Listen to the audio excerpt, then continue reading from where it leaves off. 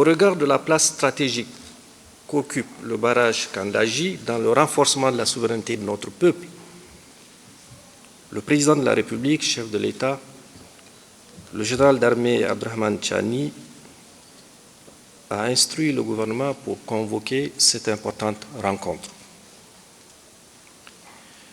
Cette rencontre, bien sûr, devrait permettre de trouver dans un délai raisonnable les voies et moyens de parachever cet ouvrage à la grande satisfaction de tous les Nigériens. En effet, plus qu'un barrage, le programme Kandaji constitue l'un des piliers de la politique nationale de développement en matière de gestion durable des ressources en eau, de sécurité alimentaire, de sécurité énergétique, de préservation des écosystèmes du fleuve et d'amélioration des conditions de vie des populations de la zone, mais aussi et au-delà. Mesdames et messieurs, le site du barrage de Kandaji a été identifié, il faut le rappeler, par l'administration coloniale dans les années 1930. Dans les années 1970, après la sécheresse dévastatrice que notre pays avait connue, sécheresse qui avait occasionné un étillage sévère du fleuve jusqu'à l'arrêt de l'écoulement des eaux, le gouvernement de l'époque avait mis en place en 1975 une institution chargée de conduire la mise en œuvre du barrage de Kandaji. Les gouvernements qui se sont succédés, chacun en ce qui le concerne, a fait du mieux qu'il a pu, du mieux qu'ils ont pu, essayer de donner corps et vie à cet important ouvrage. Il faut se souvenir que les présidents de l'époque, il faut le rappeler, M. Ousmane avait contribué de sa propre caisse, de ses propres ressources. On se souvient, 50 millions, paix à son âme, le général Barré. Puis, à partir de 2006 précisément, paix à son âme, le président Tanja avait chargé, paix à son âme, le Premier ministre Hama Amadou, qui s'est rendu en Arabie Saoudite pour, autour des partenaires techniques et financiers, demander effectivement la contribution de ces partenaires à contribuer efficacement à la collecte des ressources devant permettre de financer la première phase. Puis 2007, le Premier ministre chef du gouvernement Seyni Oumarou s'est rendu en Arabie Saoudite et c'est précisément à cette période où l'ensemble des ressources de la première phase avait été réunies. 2008, toutes les conventions, en tout cas des 9 partenaires techniques et financiers, avaient fait l'objet de formalisation, de signature, y compris la prise de tous les instruments de ratification.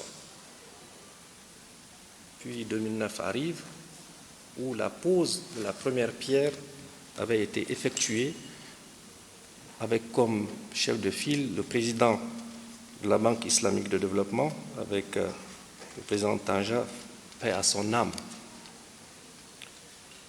Donc 2009, où réellement on a commencé à voir se concrétiser la réalisation de cet ouvrage important. De cette date à aujourd'hui, la construction de cet ouvrage est en train de devenir aux yeux des dirigeants et des populations le rocher de Sisyphe.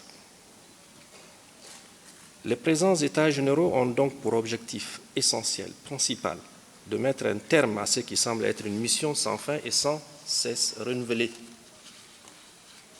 En effet, force est de constater qu'après 15 ans de mise en œuvre, le programme n'avance pas comme on le souhaite, en dépit bien sûr de tous les efforts déployés de part et d'autre. Mesdames et messieurs, cette situation nous interpelle collectivement. Elle nous oblige donc à trouver de bonnes réponses des réponses qui puissent nous permettre de solutionner les questions essentielles sur la pertinence des approches retenues, l'efficacité du dispositif de mise en œuvre, la maîtrise des coûts, la soutenabilité financière du programme ainsi que la gouvernance institutionnelle mise en place.